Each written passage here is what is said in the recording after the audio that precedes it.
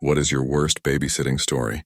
Babysitting had always been a reliable way to earn extra cash while balancing the demands of college. One chilly autumn evening, I found myself at the doorstep of the Ramirez residence, a modest suburban house nestled on a quiet street. Mr. and Mrs. Ramirez seemed like an ordinary couple, busy professionals in need of a night out. Little did I know their evening out would thrust me into a nightmarish ordeal of deceit and murder. The couple introduced me to their adorable daughter, Lily, a lively 6-year-old with a penchant for bedtime stories. Their instructions were straightforward, and they assured me that it would be a peaceful night. The only caveat was the basement. Strictly off-limits for Lily, they emphasized. I thought nothing of it, expecting a typical babysitting routine. As the evening unfolded, I quickly fell into the rhythm of entertaining Lily with games and stories. The Ramirez residence felt cozy and unassuming, with nothing to suggest the sinister turn of events that awaited me.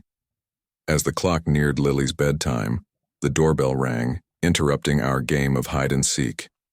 I answered it to find a man in his late 30s, his face etched with worry.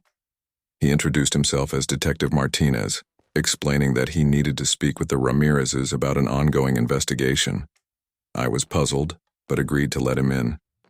Even though Mr. and Mrs. Ramirez had given no indication of expecting a visitor, minutes turned into hours as I waited with Lily, growing increasingly anxious. Detective Martinez's presence felt odd and out of place, and my unease deepened when I noticed the subtle glances he cast toward the basement door. When the detective finally emerged from the conversation with Mr. and Mrs. Ramirez, his demeanor had shifted dramatically. He appeared agitated and insisted that I leave immediately, taking Lily with me. I demanded to know what was happening, but he brushed aside my questions, urging me to take Lily and flee the house.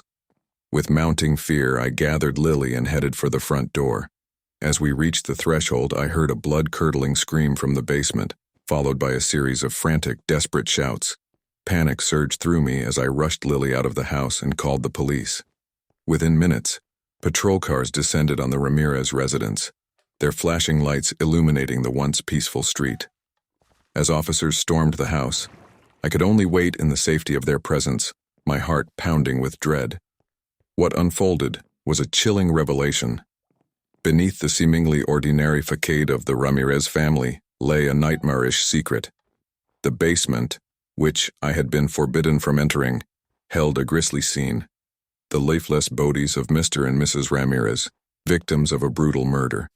Detective Martinez, it turned out, was not a detective at all, but the prime suspect in their deaths.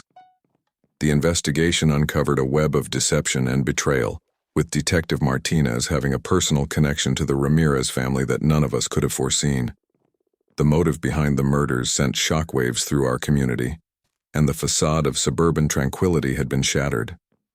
As for Lily, she had been spared the horrors that unfolded that night, but the traumatic experience would leave a lasting mark on her young mind.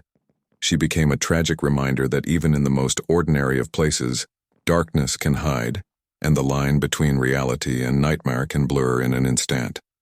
In the aftermath of that harrowing night, the Ramirez houses stood as a haunting reminder that the most horrifying secrets often lurk behind the most unassuming doors, leaving a community forever changed by the terror that had unfolded within its midst.